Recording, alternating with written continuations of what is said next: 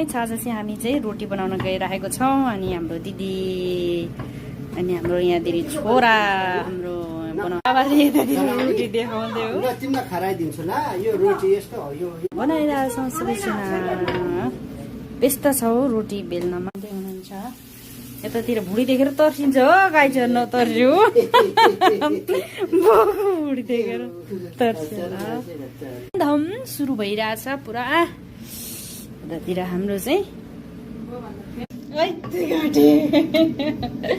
यता हो मेरो नै कति 31 सब्सक्राइब त पुगेछ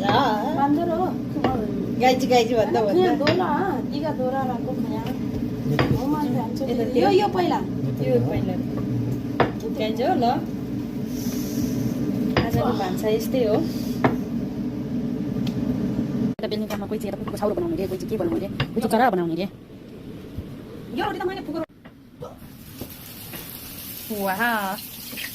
मलाई काट्यो है त्यसरी छोरोले चाहिँ यहाँतिर खतरा हातले नै काट्छ उसले चाहिँ फेरि उसको हातले चुर्यो दिदी र दिदी छोरो चाहिँ आमा बाजेर नाति त सेम छ कुरा चाहिँ एकदम मिठो कुरा सुनेर हामी चाहिँ यहाँ सबै दङ्गासमा परिरहेछौँ दिदी फेरि मक्खा परेर सुनिरहनु भएको छ सुँगुर बनाएको रे पिठोको सुँगुर बनाएर बनाइदिएर ढोकाबाट लिएर बजिरहेको बेजी त रोटी बेल्ने फेजी भाद्र गर्ने ए फर्सी पठाए मेरो आमाले माग्छ बाजे छ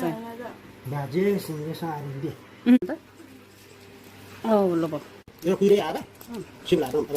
मैले चाहिँ पता यो भूकम्प आउँदाखेरि चाहिँ बाबाको गफ भयो कस्तो फिल्म म त इन्टरभ्यूमा हिरो हो नि राम्रो बोल्यो त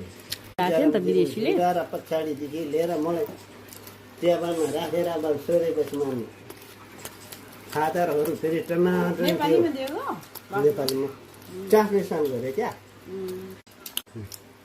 हालेलुया हालेलुया यस्तो दिन पनि आउँदैन बोला यहाँ छ है बाजु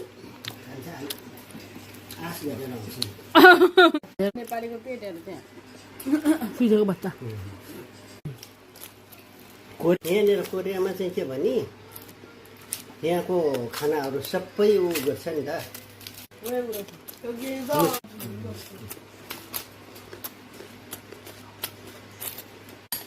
기분 나쁘겠다 해.